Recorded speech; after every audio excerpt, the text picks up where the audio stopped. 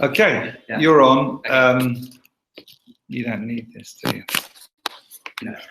Right, Alan, let's get you started. Let's get you started as well. I think. Right, over to you guys. Brilliant, thank you. All right, you just get this up. All right, so how did you guys find it to begin with? Were there any real problems? You attempted everything, right? Including the, because the last one you had a bit of choice. Yeah. For session B, it's just one question that we're supposed to do, right? Yeah, I was just wondering if you'd done all of them or if you just picked one. Just one. Okay, which one did you do? Just wondering? 3. You chose 3. Okay, so we'll focus on 3. And then if we've got time, we can just look at the other ones if we've got some time. Okay. All right. We'll start with 1 though, which is compulsory. All right, so you've read most of that. Moving forward to 1A. So you guys got a copy of the mark scheme on this, I presume? Or did you not? Yeah. Oh, you got a copy of the mark scheme. So I haven't got a copy myself. I just looked over it. I didn't print it out or anything. Okay, yeah. Because I don't want to just say what's on the mark scheme if you've got it, right? Yeah.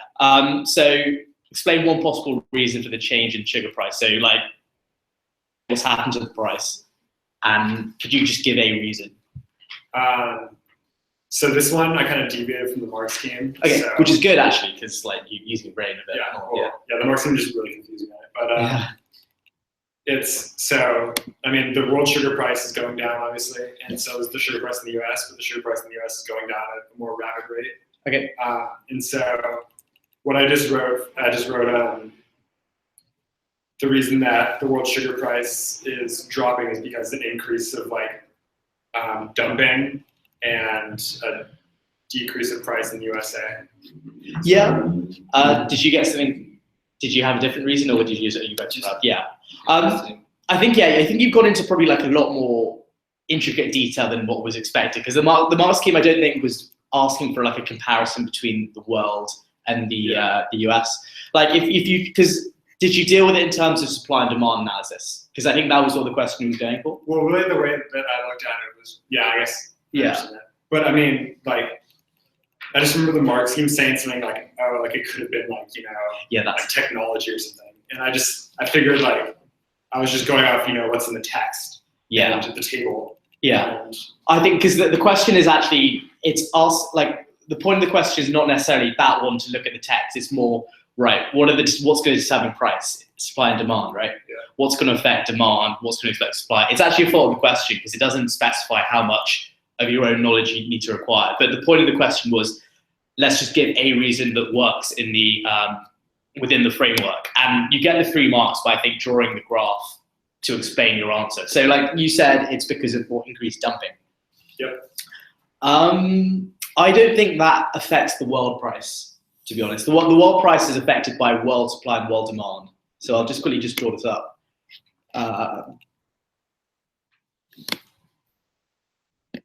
And truth be told,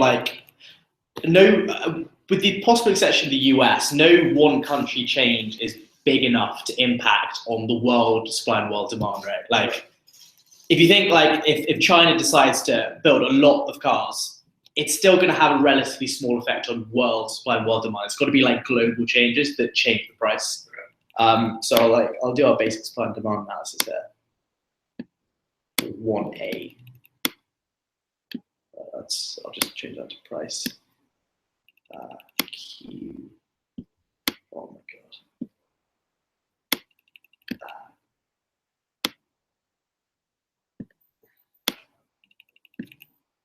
Sorry for this, guys. It's actually such a pain.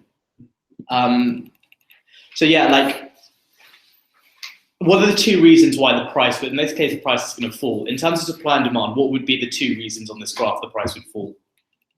The price would fall if there is more demand and less supply. The other way. Yeah, other way around. Yes, other way around. Sorry. So if you've got a case of falling demand, so in this case it's sugar price. So if, for example, just a negative advertising towards sugar products, a fall in income, a movement towards healthier food globally, all of this is going to affect the demand side, right? And you can sort of plot the graph on that.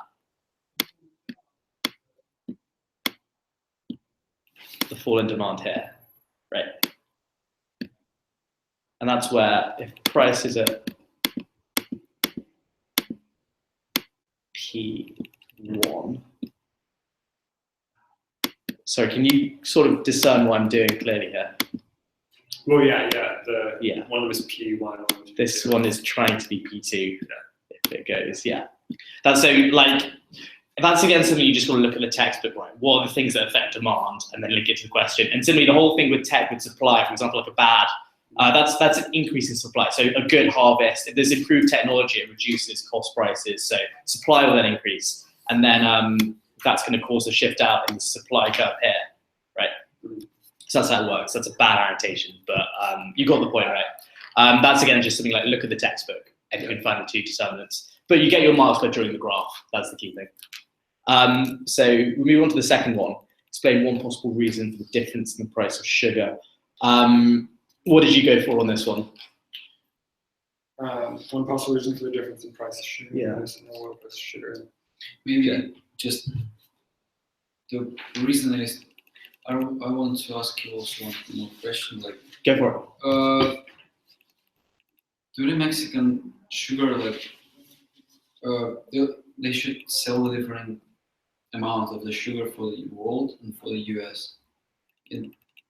Where they sold more sugar, where does they sell? Like, it will be more sugar in I don't know. They just have a 5 million ton of sugar. Okay. Where they will sell more, to the US or to the world? The thing with the world market is, in a case of free trade, there's no individual prices, or there shouldn't be. There's a world price. Like, I may be from Bolivia, or I may be from Japan. If I'm making sugar, the world price is £1 a pound, like £1 a gram or something. No matter where I sell it to, it should be selling for that price. That's free trade. So where they choose to do it depends on where the demand is. So if there's more US demand, they'll sell more sugar to the US. There's more, and then you've also got to factor in like transportation costs, right? So it's more likely they're going to go to the US than Europe or Asia. So is that like roughly what you're looking for? Like this, like the same. It doesn't make any sense to sell the sugar to the world, any country, because the shipping costs a lot of money. That's it. You will spend more time, more money on the shipping, and you will receive more. More money from this. That makes less money. From this. Was that your answer, or was that a question? Isn't my idea of why the difference between? I think that they can sell for the world the sugar with any price, because the most of the sugar they sell to the US and can sell it just a little bit more cheaper. Okay. In the Europe, it will be like, okay, we'll buy it because the cheapest one. You will still have some profit from it. Yeah, I agree with the reasoning, but then why would they be selling it? And why would this so-called world price be lower than the price in the US if it's so-called cheaper to sell in the US? Because you're selling to the US a lot of sugar.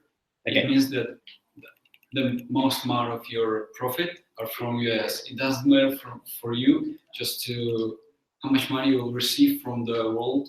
Yeah. It means that you will 100% receive something. Yeah. It's your market where you're working to. It's like the US market. You can sell the sugar for the world just for the less than US because you just sell them less sugar. Oh, you think because we're selling the US less sugar, we're putting a higher price? No, from the different side. Like, we're selling more sugar to the US, that's why the price is bigger in the US, because we want to make a profit from the US market. Okay, so you're essentially saying because the US is demanding more, we're going to charge a higher price. And because the transportation costs are less, we can afford to charge more. Is that what you're essentially hinting at? Something like this, yeah. I would technically agree, but I think like what the question's asking, it's not like when it says the sugar price in the US, it's not referring to what Mexico is going to charge the US. It's talking about in the US, what is the price? And that's not dictated by Mexican firms. That's dictated by the US firms plus the extent of which there's free trade. I can sort of see the point you're getting at, but I don't think like that's the right way to look at it. Like I think the Marx scheme is just pretty like the exact way you should look at it. There's two components of the US price. There's US supply and demand, and then there's the extent to which there's protection. So the first reason was why would the price be higher in the US? You've got to look at US supply and demand. If there's higher factor endowment, is I think what's the word used in the Marx scheme, right? Do you understand what that means? What is it? Factor endowment. Oh yes, it's when if the U.S. has a certain amount of like factor endowment, it's because it's like the amount of like things that they have to like exploit. So like manufacturing, I guess like land. Yeah, you're very much getting it. It's like it's all about not just it's the availability of what they have and then the price at which they can, that cost, which is also somewhat related. If you've got like a lot of people, you can have cheaper labor, which means you've got like a factor endowment leaning towards labor. Yeah, you're right, you've got a lot of land. If you're blessed with all like these mineral, like if you're blessed with sugar plantation, fertile ground, that's a factor endowment. And I think that's like what the question's really hinting at, something about like cost of production, which is linked to factor endowment. So in the case of like this example, if US has a higher price than Mexico, one of the reasons is naturally cheaper labor in Mexico means they cost less to produce. If it costs less to produce, the price of it is naturally going to be lower. If I try and do this in supply and demand, but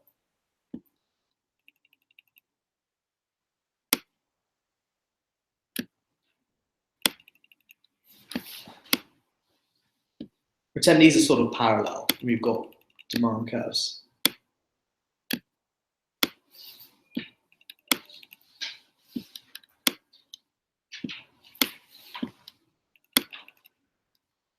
So on the left, we've got US, and on the right, we've got Mexico. And if the way that the factor endowment is going to translate into price, right? Or in this case, it's world price. So we can, if for example, US producers find it more costly to produce than Mexican, Bolivian, whatever, they're going to naturally produce less if it costs more. So their supply is going to be quite small. It'll be more towards the left, right? So it leads to a higher price. Compared to here, where world supply is it's a lot cheaper, so world supply is a lot more, hence it's a lower price. If we sort of like extend that here, right? Yep. You can sort of see that. And then the other thing is you'll look at the extent of free trade. So did you understand that point in the Marx scheme? To do with protection and tariffs?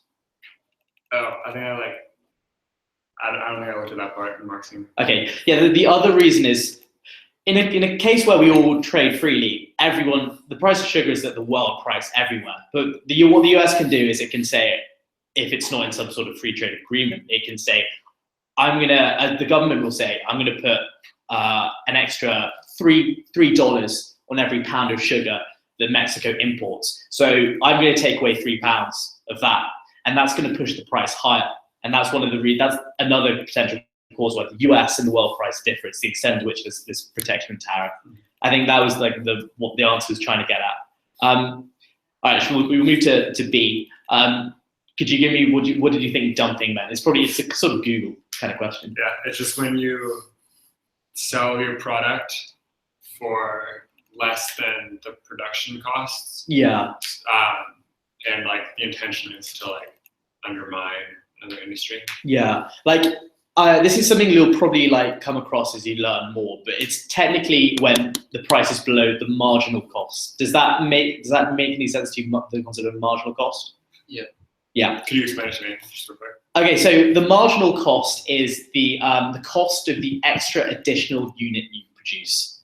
So I'm trying to think how much detail I want to go in. But essentially, when the price is below the marginal cost, that's when you're making a loss. Because that added unit, if it costs you £5 to make, that sort of 21st unit, you're producing 20, but then you're going to charge it £4, you're making a $1 loss. If the marginal cost is the key thing you have to look at when determining if the firm's making a profit or not. If price equals marginal cost, that's break even, zero profit. If price is above, a positive profit. If price is below, negative profit. So the essential point of dumping is these Mexican firms are actually making a loss because they're charging it below marginal cost, right? And do you want to briefly expand on why they would do that again? because they're trying to, well, in this specific example, the Mexican producers are trying to make their product more popular and make it so the U.S. producers make less money. Yeah. In which case, their product will be like, they'll have to kind of ramp up their prices. And then who's going to ramp up their prices, sorry? The US, is that right? Why would they ramp up their prices? Because they have less demand and more supply. So they have to raise their prices.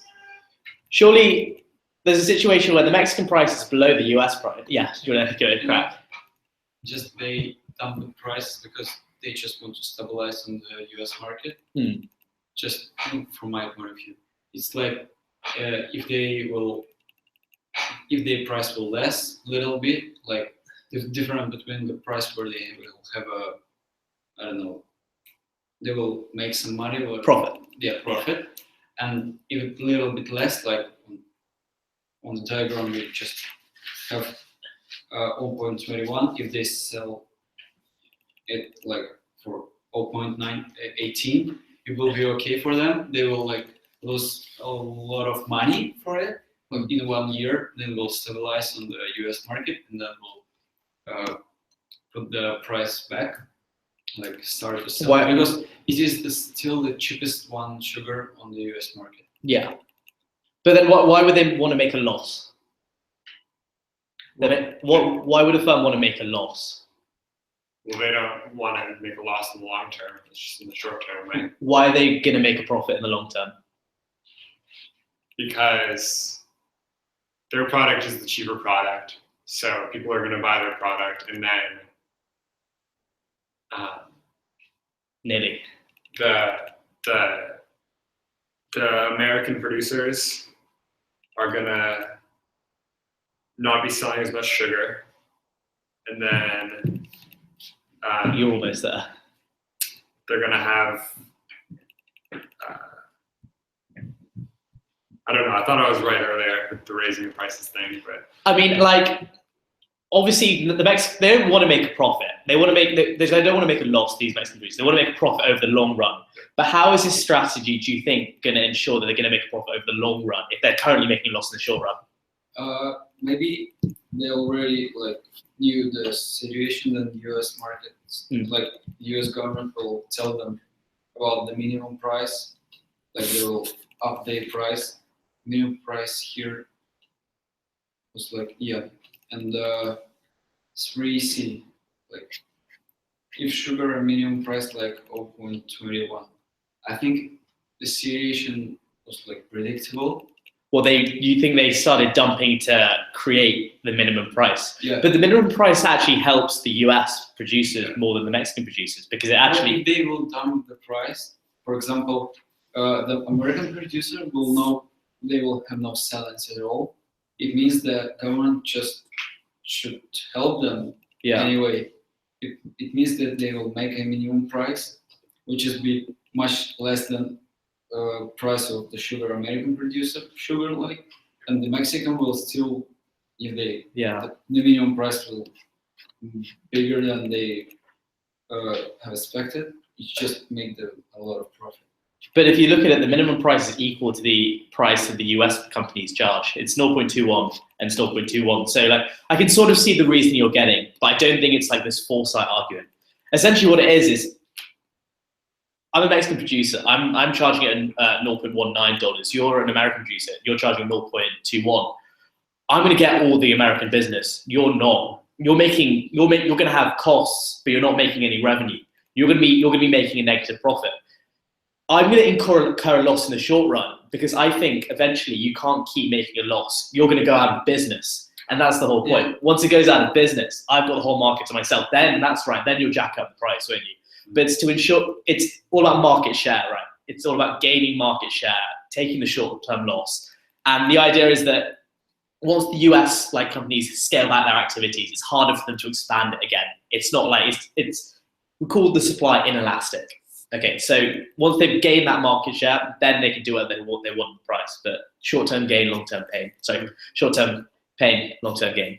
Does that sort of, you were nearly there, Yeah. right? Yeah. I just Get them out of market, get them bankrupt. That's the aim. All right, so we're on B part 3. Consider how an economist would decide whether the accusation is justified. Now, given your understanding of dumping, how would you go about figuring out if it's occurring or not? According to the definition of dumping. we're talking about B3, right? Yeah, B3. Well, so I think if I was an economist, all I'd have to do to figure out if they're dumping sugar is just see if they were selling below the marginal cost. That's all you need. Yeah, basically, like every at least publicly listed firm, maybe private, they'll have to have a balance sheet of sort that's available for investors. You can literally just check on there, what is the total production cost of this product, and then what price he's selling, and then it's very easy to decide. Like, yeah, that's pretty simple. You got that. 3C, a minimum price higher than 0.21. Right? Did you guys draw a diagram for this? Yep. Do you mind if I just have a look at what you guys? Yeah, I'll draw it. Basic. Okay. So you've got the minimum price there being P2. Right? Am I? Yep. Yeah. P2's minimum price. Yeah. P1's Yeah. delivery price. Yeah. This is a small like exam technique sort of point, but whenever you get this kind of question and you get a diagram, you'll get more marks if you label it with any figures you know. So if you know that the market price is 0.21, just put 0.21, right? Because then it just shows you're making it right. That's just a small point. But yeah, do you want to give an explanation of what this minimum price, what's gonna happen? I'll draw it here. For just a second. Yeah, it's 3C. How the economists will decide whether. I just really can't understand the question, but because I have asked Quint to just explain me, then I try to translate on Russian, and it's just like the different questions. Okay. Because in my country, in my language, it was like,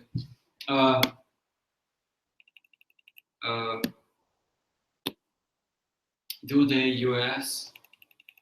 economists send the Mexican producers to the jail? Something like this that. is 3C, by the way. Yeah, no, you're thinking of the accused one. Just later. And this is 3 part C. This is the minimum price. This one. Okay. Yeah. C, okay. I'm still worried about that translation, to be honest. I mean, With the help of diagram, like impact for the US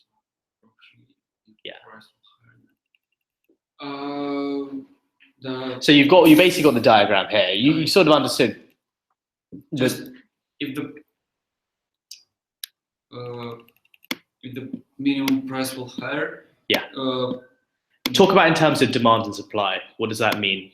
Okay. I think just if the minimum price will higher. Yeah. It means that the cost of the Mexican sugar will be closer and closer to the cost of the US producing sugar. It means that they can just continue their business in US. Yeah. Can you like try and, I mean, it's trying to like try and use the diagram and talk about it. Like, so you understand that that's the equilibrium price of 0.21. The government's essentially saying, all right, we're going to charge it at 0.3 or something. What is that going to mean for? It means that just to make the new equilibrium, you just should go down here. It means that the Q is, what is this? Quantity, like amount. Okay. It means that it should be more sugar. Oh, not quite. Because if you think about it, we've got the minute. That's how much the suppliers want to sell, right? That's on the supply part. This is the quantity that they would be willing to supply at this higher price. QS. But if you look at how much do the consumers want? Could you highlight which point is the quantity demanded at that price?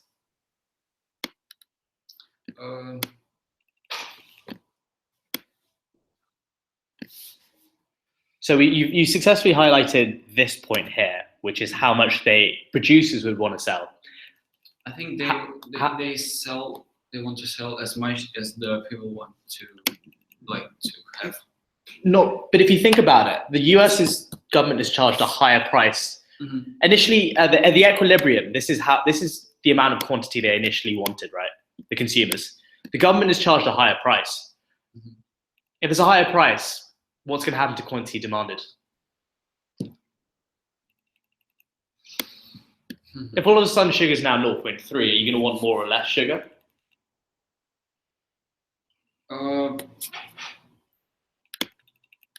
I think it's not work here. This graph, because you just have your how it's called.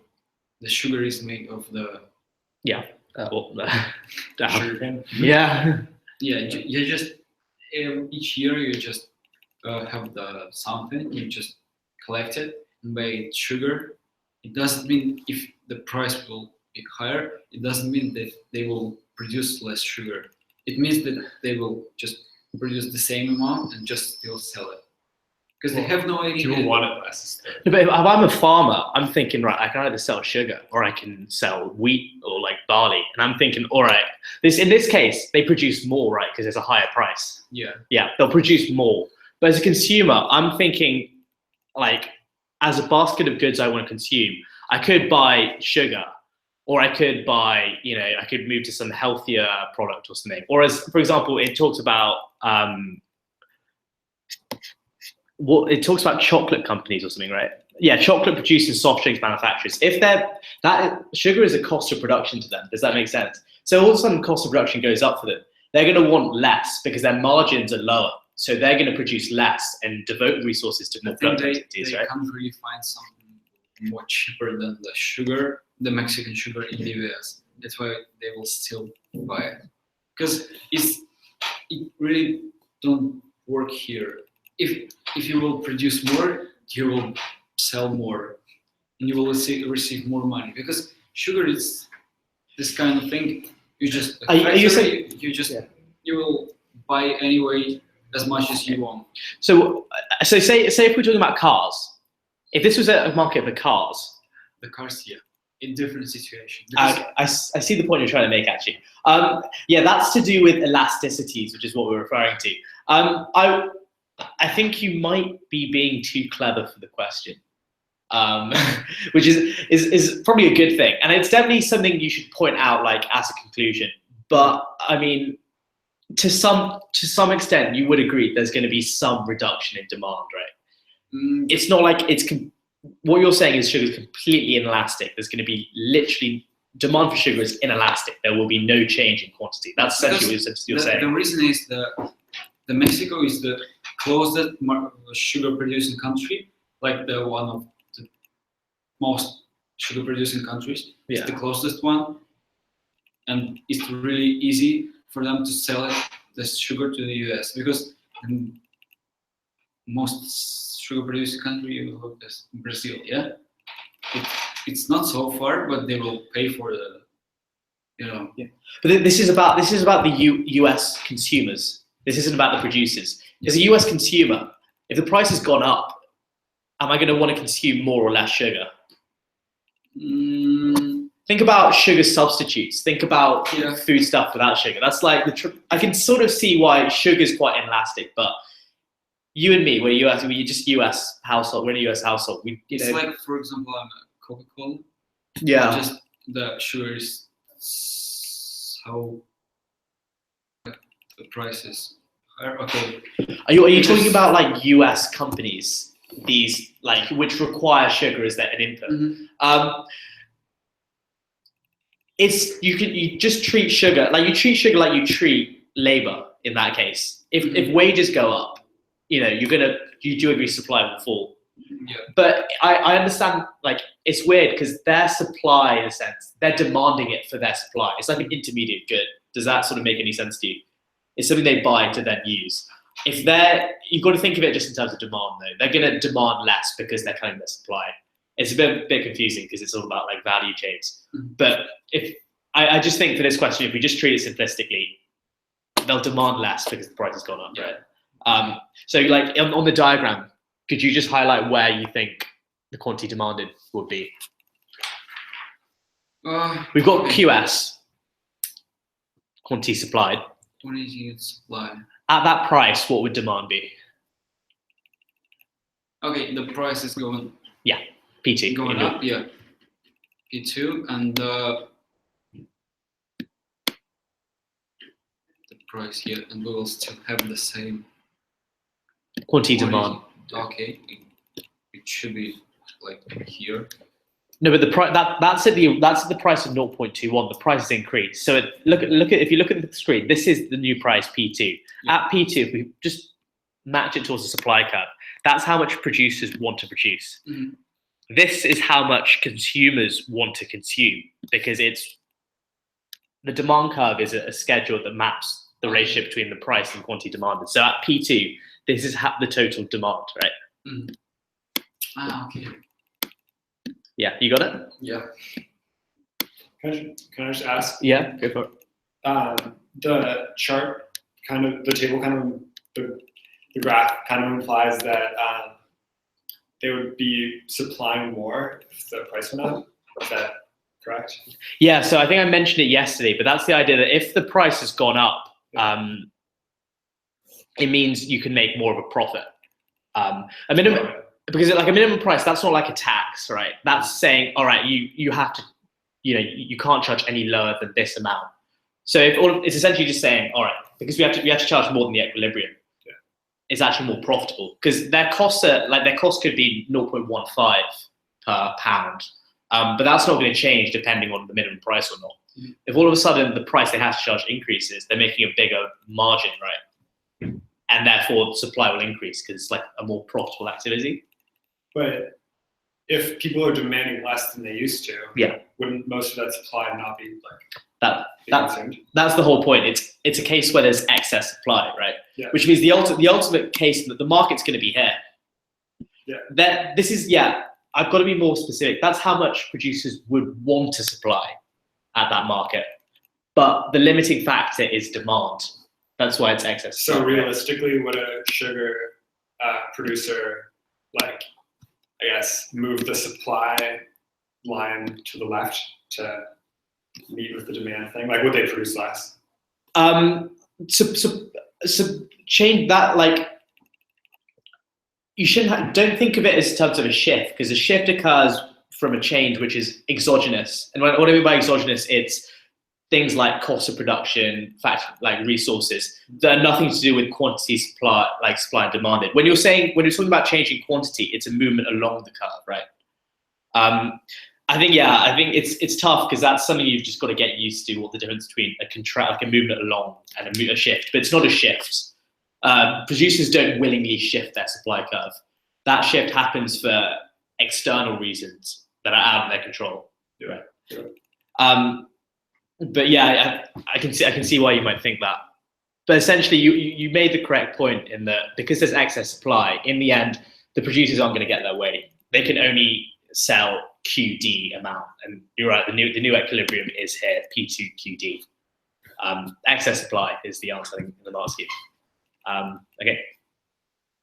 Moving on to D, consider who, if anybody in the US and Mexico, might benefit from a trade war despite the advantages of free trade. All right, so I had a look at the mark scheme here, and the way it's like a discursive sort of question, which is, I guess, good because it's less graphs, it's less fiddly. But you'd probably want to start by, what are the advantages of free trade? Who benefits from free trade, would you say?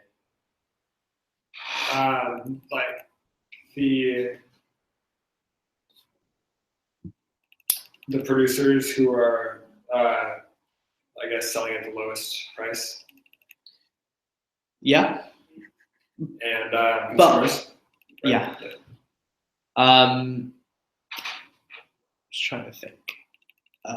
Definitely consumers first of all, because they'll get the lowest price. I'm going to see if I can try and draw a graph just to explain. I think you've got to be more. It's the producers who produce at the lowest cost. benefit, right? Because then they get the greater margin. Yeah. Yeah. That not the charge lowest price, because they'll all charge with free trade. There's only one price. Mm-hmm. It's the world price. There's no deviation from that. And it's those who can make the biggest margin, the cheapest producers, the Mexicans in this case. They are the ones who benefit from free trade. And I think the Mark scheme wants you to talk about opportunity cost and comparative advantage. We touched on that yesterday. Did you make much sense of that? Yeah. Do you want to link that to low costs? Opportunity cost? Yeah, and comparative advantage. Okay, so opportunity costs are when there's something like the next best thing. Yeah. You don't do it. So it's the value of the next best thing that you forgot. Yeah. I don't know how to relate that. Yeah. So basically, it's the idea that as a producer, you could produce sugar or you could produce whatever the hell you want. And in this case, for Mexico, they have the lower opportunity cost of producing sugar than, say, the US, because of higher labor or so on. Because they have the lower opportunity cost, they have the comparative advantage, don't they? And therefore, the advantage of free trade is every country or every country produces what they have the comparative advantage in, which is the lowest opportunity cost. So if Mexico has it in sugar, then they're only going to sell sugar. As a result, because they're choosing to divert their resources to sugar, they haven't got the comparative advantage in, say, cars. America has that.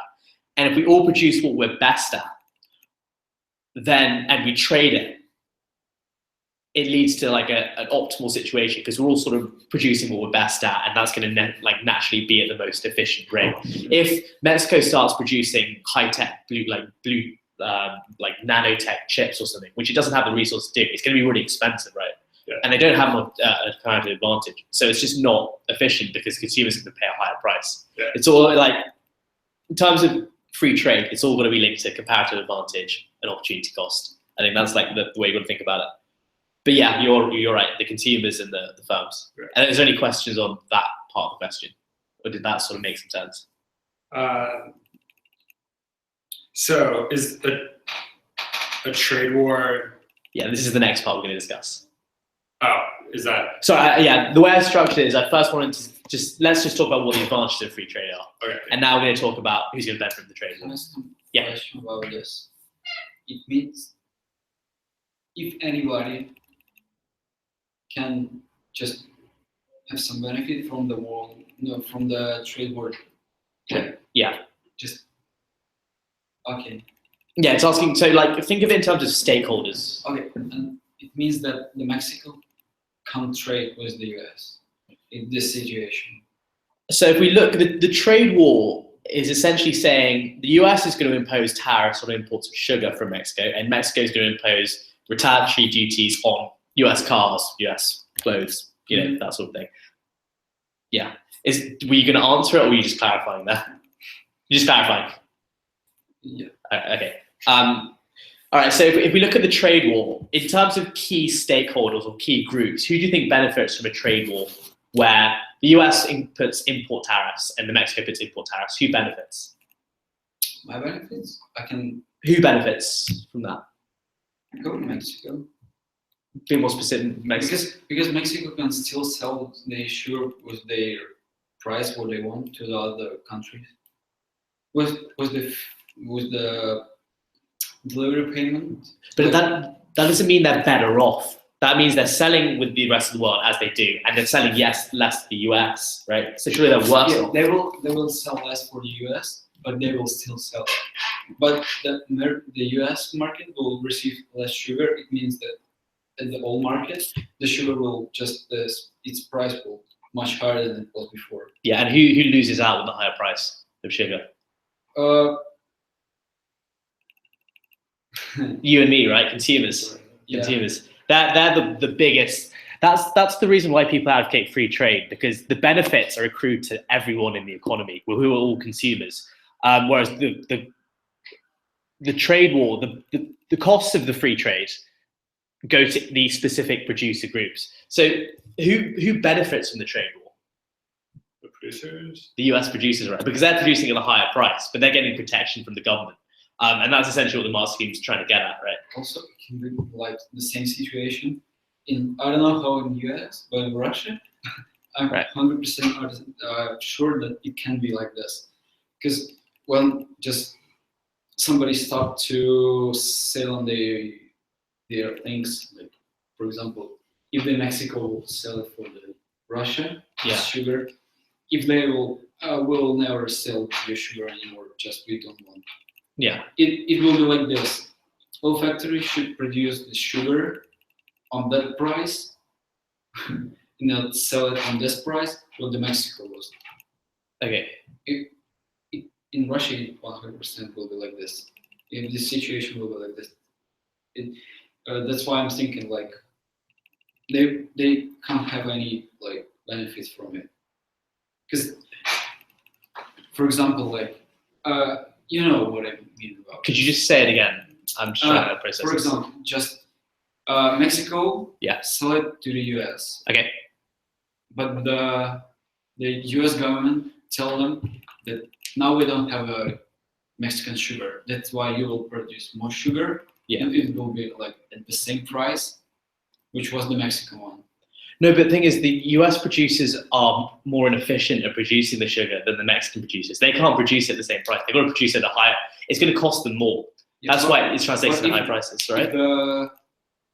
For example, there was the question with the minimum price. For example, the government just can sell, say it will be the maximum price, like this. What they will do with this? Like no more Mexican sugar. The price will be like higher, but the government will say that maximum price is 0.25, no more than. What they will do with this? They charge a maximum price. Yeah. That's what you're saying. In Russia, it's like the you're saying that situation. Yeah. I think like in the context of this question, we have to link a trade war to just bog standard import tariffs, because that's what it's actually referring to in the text, right? That's a separate issue entirely if they say maximum price, no higher. But I see what you're saying, because that's a way of protecting consumers. I can sort of see that, but I think we have to look at it in terms of just import tariffs. I see the point you're making, but like essentially, just the point is simply that it's the producers who benefit from the US. Yeah. If you like. Yeah, if it's import tariffs, yeah. Do you know who else benefits? There's one other group that benefits. From the trade war? Yeah, from tariffs. The government? Yeah, you got it. Yeah, that's on the mark scheme, but the government, more revenue for them, right? Yeah. Okay, so just to clarify, trade war, the government and the producers benefit, right? Yeah. And free trade is the consumers, and is it also the producer produces at the lowest cost? Opportunity cost, yeah, that's right. Okay. Think of it in terms of like the domestic producer benefits from the trade war, while the foreign producer who's got the low opportunity cost benefits from free trade. Yeah, think like domestic foreign. But yeah. Also one question, please. Yeah. Like, is it possible to like? I'm a businessman. I just have a sugar factory. Okay. Very nice. In the US. Yeah. Can I like buy sugar from the Mexico and sell it like my sugar in the US? So buy it at no, but the Mexican sugar, is this in the case of tariffs or free trade? In case of the trade war. Oh, in the case of the trade war, you'll be buying it at the higher. You'll have to pay the import tax. You won't be able to buy it at the cheap price. Yeah. I mean, I sort of see what you're getting at, but you can't get around that regulation. You're gonna have to buy at the same price. Nice idea. I think that if you could circumvent that, you'd be breaking the law. But hey, wherever you can make money. All right, so yeah, that was the one class we were on. So it was. Do you guys want to take a quick break? Do you want to? All right, brilliant. Yeah, let's take a 5-minute recess. Try and turn off this microphone.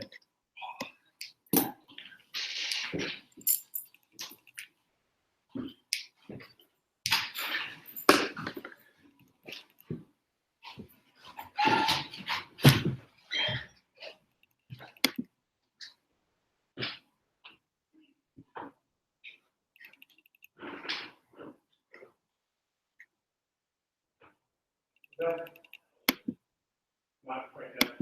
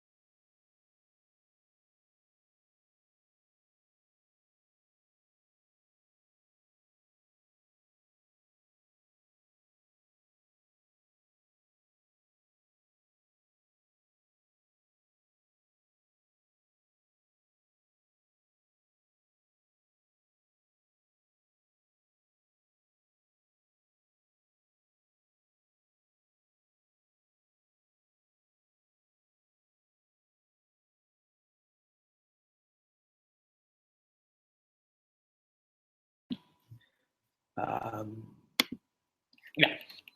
We're back in business. So it was question 3 you guys did, right? Nope. Okay.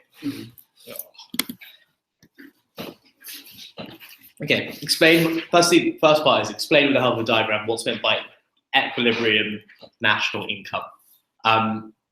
So before you show me like any diagram, what is like your verbal definition of equilibrium national income?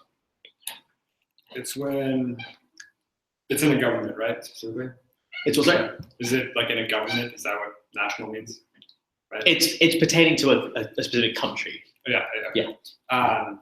It's when a country, when its income equals its expenditures. It's correct what you said, but it's not like, if you're defining national income, you can't like, so you're saying the level of national income is the level at which its income equals expenditure. Yep. What do you mean by a country's income then? Because that's really what the question's trying to get at. Taxes. I guess. Things you're thinking of it in terms of government, aren't you? Payments. Yes. It's more than just the government. Like the government is sort of one component of the whole thing. But if you think consumers, producers, you're thinking more of like, I think more like a balanced budget almost, like taxes equals government spending. That's kind of something. It's not quite that. That's a part of it. It's not quite.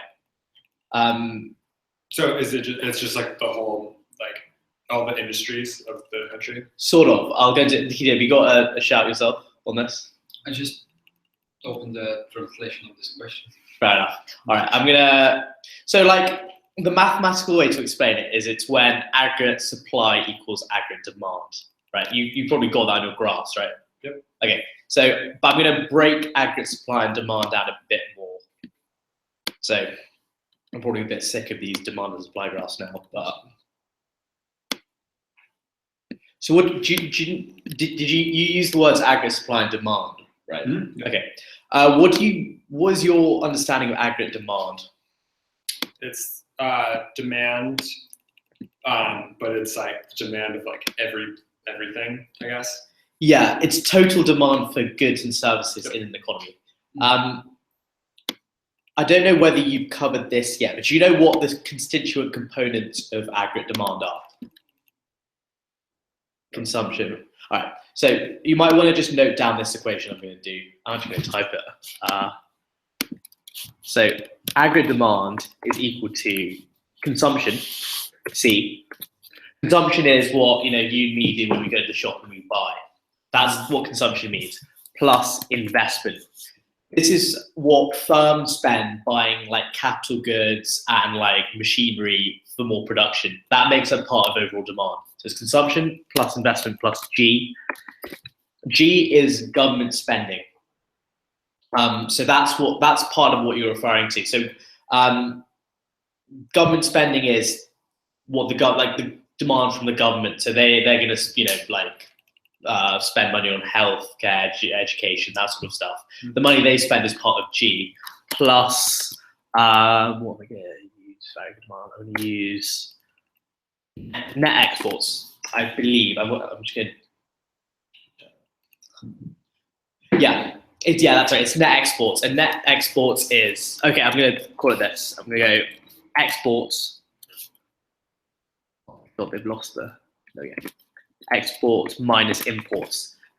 So export is the X, import is the M. And so net export is exports minus imports.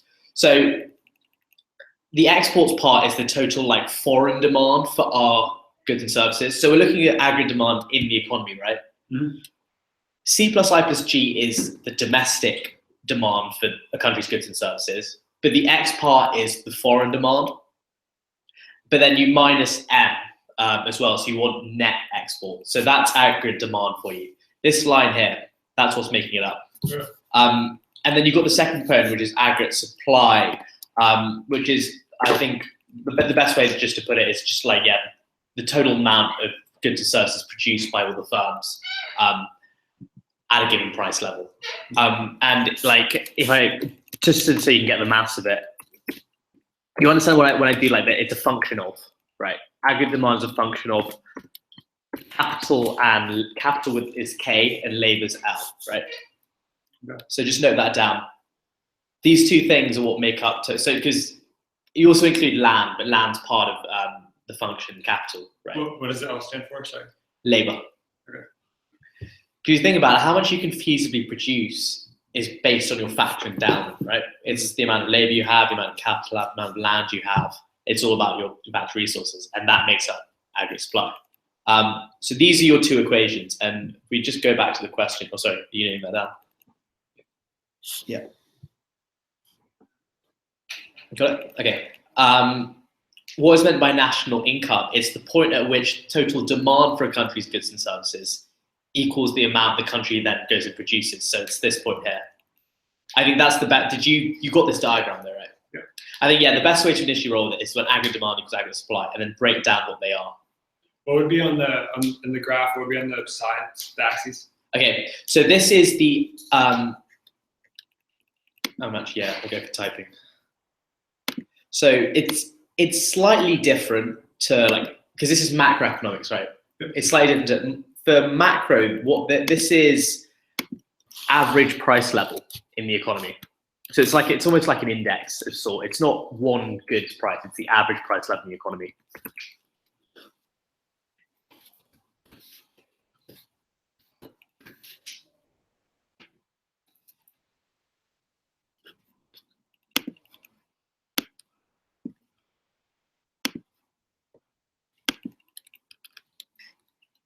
And this is national output, which is just the total amount that the country actually goes and produces. So it's this point here. Sorry, that's a bit wonky, but that point here is Q. Actually, no. In terms of terminology, with macroeconomics, it's not Q, it's Y is output. Yeah.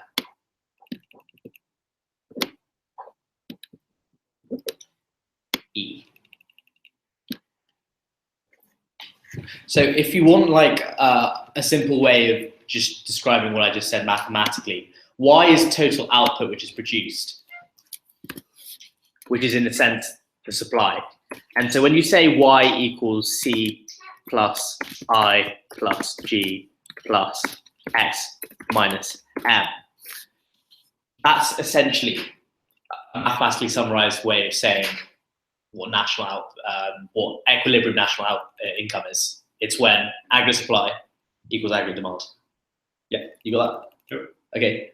So we move to the next part, which is show how equilibrium changes when there's an increased aggregate demand. Have you got a diagram to show, by any chance? It's pretty basic. Yeah. You've got. Are those your demand curves? Yeah. So this was the original demand, and this is the original supply. How come your demand curves upward sloping? Out of curiosity. Is that wrong? Well, I mean, what about all the demand curves that we've used before, right? True. Yeah, that's correct. So I mean, I don't know. That's I think it's a relatively basic.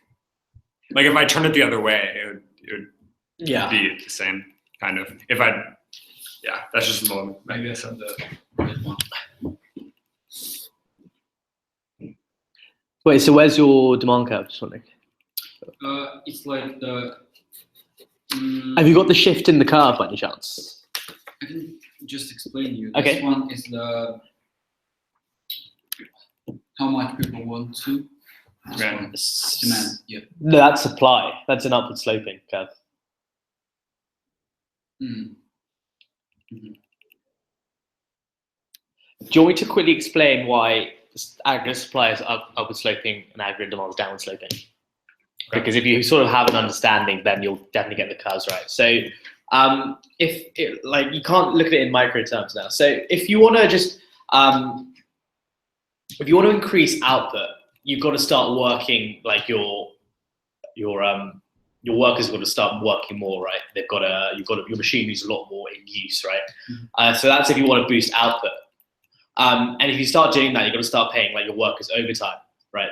And if you're paying more wages, then prices of cost of production increase, so prices increase, which is why the AS curve is upward sloping, because as you produce more, it's going to cost you more to produce. And that's why price has to go up. So along it's upward sloping. So in a similar way for demand in like a micro sense, if the average price level goes down in terms of like income effects and wealth effects, it means like you can buy more goods if you think about it.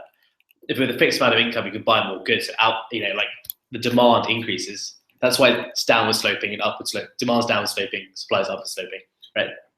But theoretically, let's say the price was like very low. Yeah. Wouldn't demand also be very low? Why would demand be low? I mean, like, well, because demand is if demand is downward sloping. Yeah. Okay, so let me put it this way: you're getting a fixed wage of say £15 an hour. Well, I understand the concept. I just don't understand the graphing. Here, let me just. All right. Yeah. Sure. Okay. Okay. I already have one here. Okay, so let's just say. Yeah, that's your demand. This is just like basic. Yeah. Okay, so this is demand. This is supply. Yeah. So let's say, I mean, this is like equilibrium price, whatever. Yeah. But let's say the price has dropped super low, then why would the price? So we're excluding. We're just talking about within this one line, right? Price has dropped. Yeah. Yeah. Let's just say price drops. Yeah. Then it's low on demand. No, it's demand is here. Demand is increased. This is quantity. Quantity demanded increases, right? Oh. Okay. Yeah. Okay, I just. Oh yeah, you were thinking about it graphically. Yeah. I was just thinking about like if it's going down, it's like. Yeah. So price falls. Think of demand and supply on the horizontal axis in terms of movements there. But if we can, it's the same as micro. Like you shouldn't get too confused with the macro sense. Yeah. But could you like briefly explain then with the new format what's going to happen if aggregate demand increases? If aggregate demand increases, then the equilibrium is gonna. So the equilibrium is gonna move, and it's gonna require more supply, more national output, and a higher average price level. Yeah, you got it. Yep. Like you got the explanation. You just got to get it graphically. Yeah, I have it graphically. It just. I mean, this obviously these are upwards. Yeah. But like you can see that like this was my second one, and it moves the equilibrium here. Yeah, but if you think about it, you've got your supply is completely elastic. It's a horizontal line, so you actually got no change in price level. It's going up a little bit. I just. No, but that's it's my bad. Is that just a really really low gradient supply curve? To be very honest, I just googled national income. Yeah. And I kind of just. I mean, the picture showed me it had two upward sloping ones, and one was coming from here, and one was like. I think like you're doing something that you don't really understand, but is quite relevant. It actually helps with part B. I'll quickly go on to that because, to be honest, what I do in uni is slightly different. But I think the way you frame it in A level is there's a short run aggregate supply curve, which is this, and then there's also a long run aggregate supply curve, which I'll draw in the next question. But in a bog standard sense, if aggregate demand increases, it leads to an increase in price and an increase in national output, right? Yeah, okay. Brilliant. And so part B is how much of that increase affects prices, employment, balance of payments. I'm gonna like run through this rather than ask because it's quite a complicated question. So yeah, I might just throw you in the deep end here because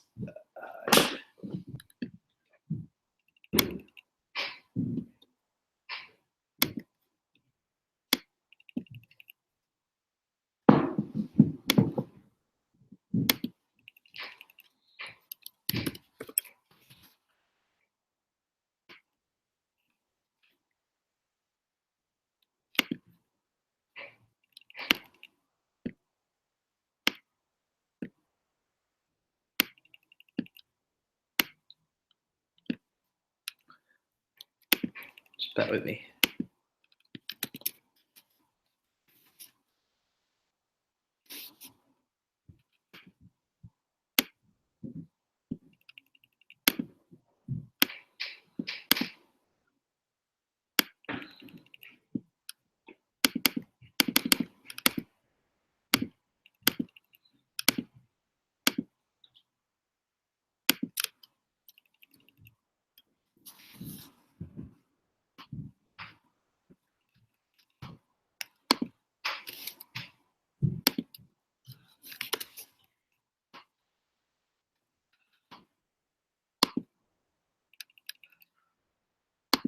All right, this is something I'm just gonna explain, and then maybe if you've got time, look over, because it's not something I'd expect you guys to know at the moment, but we can still try.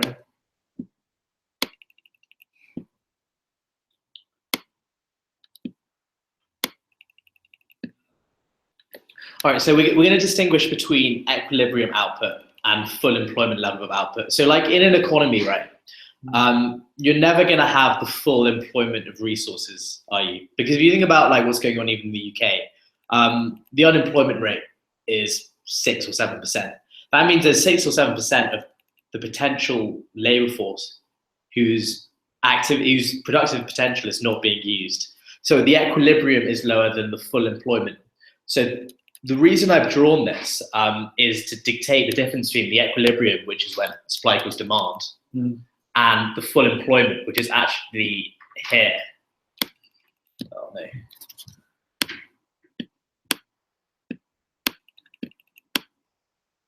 Which, wait. Sorry. Do you want to make a note of this? Because it'll just be good to like refer.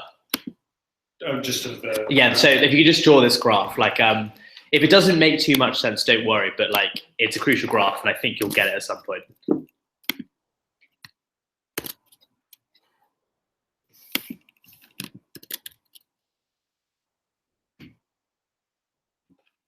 Yeah, so YF is the full employment level. That's when all the machinery that's in the economy is being used, all the land is being used, all the people, all the labor is being used.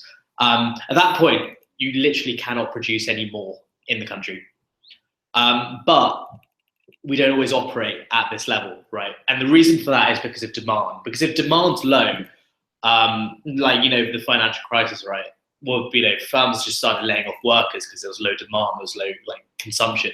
And as a result, the equilibrium output was below the full employment level. So to answer this question, you've got to look at sort of two separate cases. The first, demand's always increasing, but it depends on the portion of aggregate supply we're at that dictate the answer to the question, at least for price and employment. So like, I'm thinking like 2009, 2010, it was like quite a low consumer confidence. There was a recession, there was negative economic growth.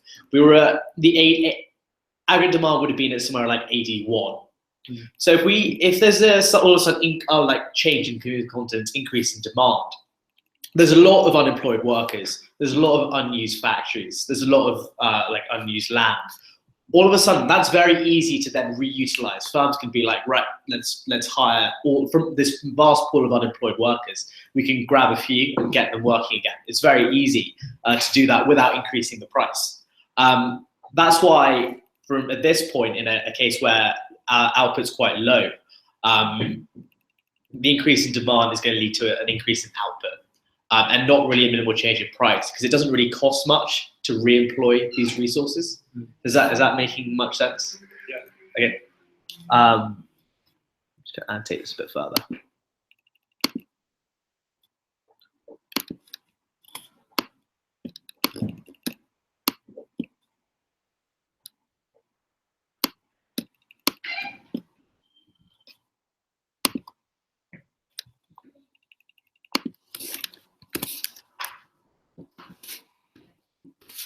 In this case, we move from Y1 to Y2, a big increase in output, but minimal change in price, okay? The converse case is the UK back when it was pre-financial crisis, so 2005, 2006, just to give an example. The economy was near what we call full capacity, so it's near its full employment level. So most of the workers who want to work are in a job. Most of the machinery and capital can be used for productive activities is being used for productive activities. Most of the land is being used. So if all of a sudden there's an increase in demand, there's currently excess demand, the firms need to increase their output to match this demand. But all of a sudden they look at it, there's no workers available. There's no machinery capital available, it's hard to get it. So you can't just increase output as easily as you could in the Y1, Y2 case. So instead what happens is wages start going up. If workers are becoming more valuable, then all of a sudden their wages can increase. Those prices go up. Simply because capital and machinery is so scarce, the price of it increases. And as a result, with wages going up, with the price of machinery going up, with the price of land going up, these all are equivalent to cost of production, right? They all start to increase. And that's when we see aggregate price level increasing more than output. The economy can't produce more than the full employment level. But the result is it's an increase in price rather than an increase in output. So if we just like look back to the question, discuss how it will affect price and employment, the answer really depends on where the aggregate demand is in respect to the aggregate supply. If it's a really low aggregate demand, then it's going to increase output more than price. If it's a case of high aggregate demand nearing full employment level, the equilibrium is nearing full employment level, then we're going to see an increase in price and not really an increase in output. That's something like it'll take you a while to get, really understand that. But it's good to like start the deep end, and you'll like when you see this again, you'll really start thinking along those lines. And we'll briefly touch on the final one, which is balance of payments, which is a separate sort of issue. You can't really talk about it graphically. What did you say for this balance of payments? I had trouble with this part. Okay. But, yeah. What's your understanding of balance of payments? It's like, I don't know. I was still thinking about it from like a government standpoint at this point. Yeah. But I was thinking like, in a government, Yeah. they'd like, this one country would owe them $1 billion. And Yeah. they'd owe this country, this other country $2 billion. So it'd be like a negative balance payments, kind of. I don't know.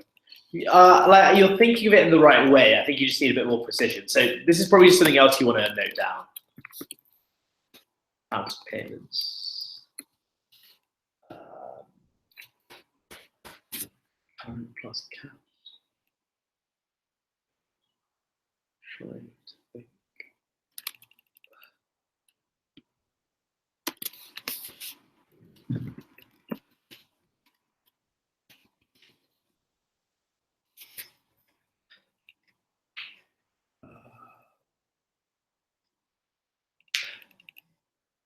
Okay, so I'm not going to touch on these yet. It's just I'm just going to note that down for reference. We're mainly going to look at the current account, and the predominant thing you need about the current account, that is, the balance of payments is made up of current, capital, and financial. But current account is all about net trade, so exports minus imports. I think that's the bit you've got to focus on.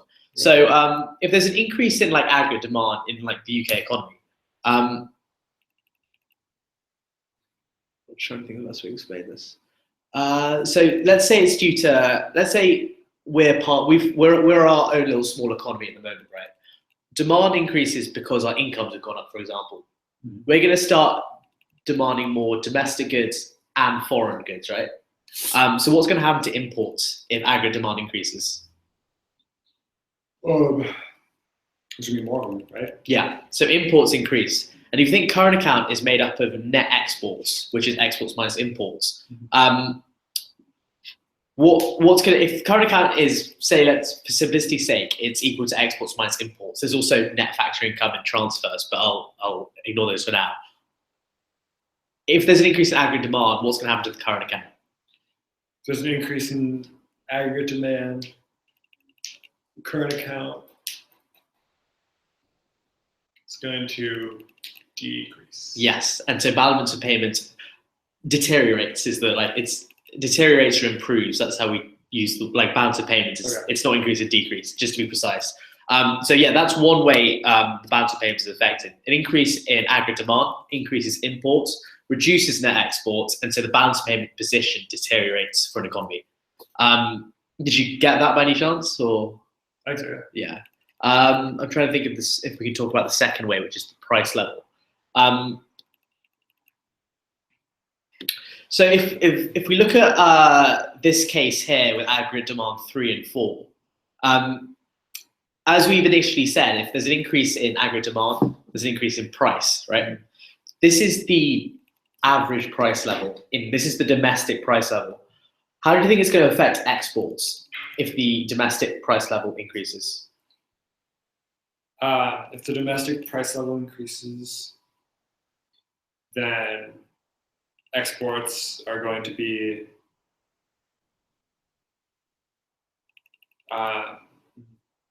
there's going to be less There's going to be less exports? Yes. Yeah. How come? Because since the prices are higher, people are going to want to sell domestically or within the country. Yeah, you've sort of got it. If domestic prices are high, these domestic companies who are then wanting to sell their goods to foreign countries, they're going to have a higher price. So this foreign demand for our goods is going to fall, right? Because there's a higher price. So our exports to these foreign countries then goes and falls. And so how does that then go and affect the balance of payments? If there are less exports, then the balance of payments is going to, what's the opposite of deteriorate? Increase or whatever? Improve. Current account is exports minus imports. If exports fall. Deteriorate. You got it. So if you think about it, you got it. Yeah, you got it. So if either exports or imports fall, the BOP is going to deteriorate. If exports fall, because it's exports minus imports. Yeah. So if we just look at this X minus M term, if X goes down, then balance payments goes down. If M goes up, you're taking away more, right? Oh, sure. Then balance payments goes down. Oh, yes. Yeah. So what we've got is a twofold effect on balance of payments. Firstly, exports decrease from domestic price, and then imports increase from greater demand.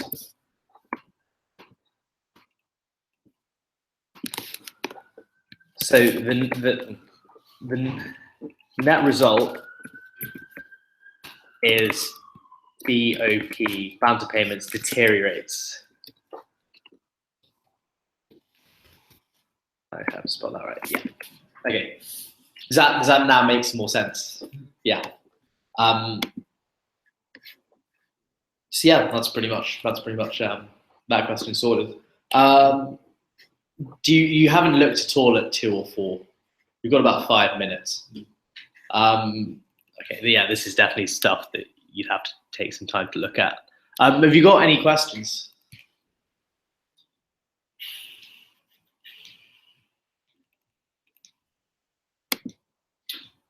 I have one. Yeah, sorry, I just want to check I haven't. Yeah, still recording. All right. Yeah, by the way. If you produce a lot of stuff, it means that you might have an export. Well, you might have exports. Yeah, it's like I have a company. Yeah. For example, I'm producing the cars. Okay. Like, if I do more than like domestic country, you just need if they need just, I don't know, 1,000 cars, but if I produce 4 of them, I can export them. Yeah. And as a result, for example, if I produce 4,000 cars each month, and I will export half of them. Yeah. Just sell 2,000 at home and 2,000 in the foreign country, where I will make more profit. Where you make more profit? Yeah. Well,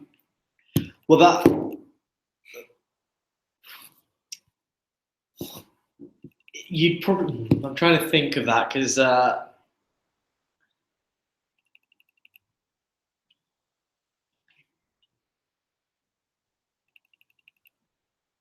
that also depends on things like the tariff case initially. If there's more tariffs, but were you asking? Why are you asking that? Just wondering. You're thinking. So yeah, obviously, as we said, transportation costs plays a part.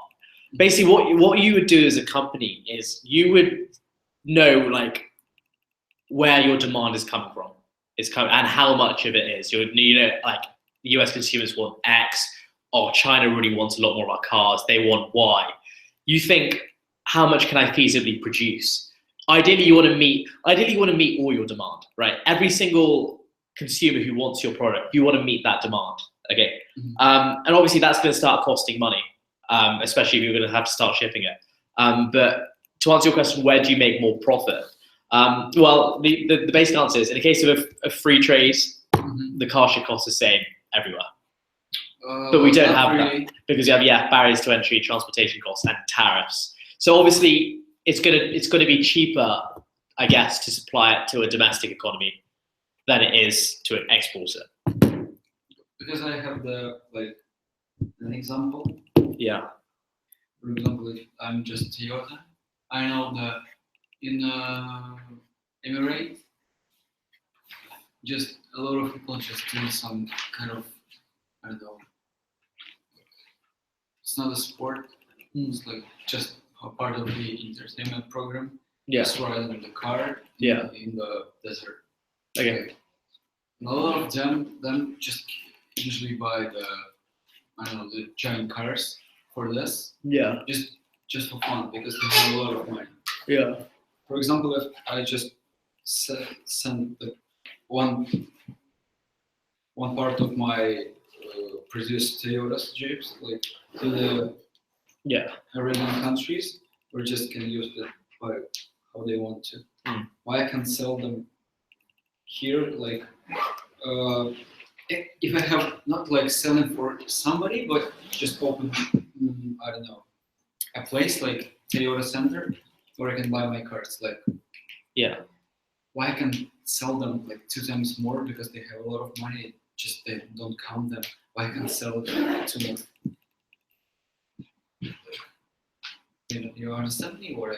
Not quite. Because briefly said. I produce a lot of cars. Yeah. And just they have the same price. What, domestically and in other countries? Yeah. Okay. But if I just want to sell a lot of cars with a different price in the country where people will buy that, then in another price which is much higher, and it really costs. Yeah. Can I do this or not? Well, it depends on like the nature of the market. I mean, can we talk about like wheat or sugar? If you try and do that as a firm, there's going to be your rival firm who's going to be like, hang on a sec, I can sell it at a lower price. If they're going to increase the price, I'm going to keep my price the same, and I'm going to take all of your business away. With cars, it's slightly different because they've got brands associated with them. So you have like some sort of, I think, monopoly power is the term used. So if you're a Volkswagen maker and there's demand for Volkswagens in a specific country, you can, yes, increase the price. But that's to do with the nature of competition in the market. So I would say, yes, in theory you can, but you have to think about what good it is. Because if you were to say the same with sugar, I would say no, you can't. Yeah. No, sugar, no. I can see where you're thinking like a business case. In a business case, yeah, if you've got monopoly power, you can do it. So yeah, you're right. But I don't know if that's in your course or not. I studied it in IB. No, I just want to understand this. Yeah. The thing which is the BOP, like the Advance payments. Yeah. Yeah. Is it not like I don't know? What is the question? It's question 3. The balance of payment. Yeah. Yeah. It's just your opportunity. It's what, sorry? It's your opportunity to, I don't know, to put some of your money to foreign business, I don't know, in the foreign country. Yeah. It's like something like this, yeah?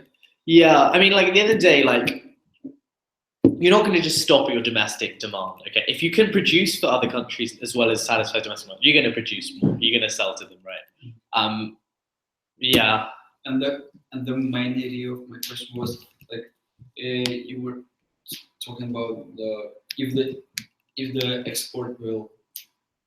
Yeah, exports in this case would fall because the price of producing the car will increase, and that the foreign consumers will have to pay a higher price.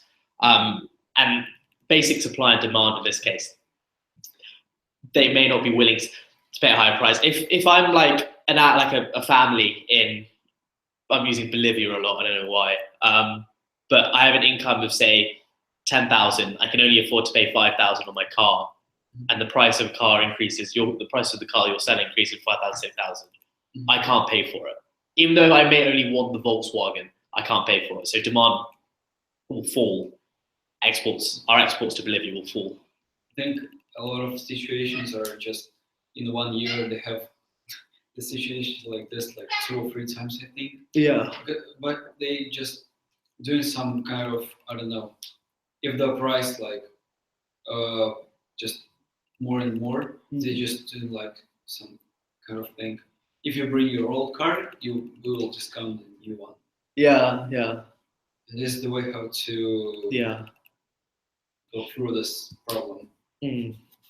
Yeah, that's like a sort of like a business case study or a business solution type of way. Yeah, I don't think like that's the best way to approach economics, because economics doesn't look at like individual solution. It just wants to look like a holistic. I just do it. Yeah, I do an economics and business. I can understand. I couldn't do both, to be honest. I think I could only stick to one. Yeah, but I get the point you're making. 100%. Okay. That's cool. Yeah. I think we're good to go, guys. Yeah. Any final questions? Or you good? Good. Yeah. Is it starting to make more sense? Yeah. What I'm saying. Yeah. I mean, I like. Wait 1 second. Let me just turn this off.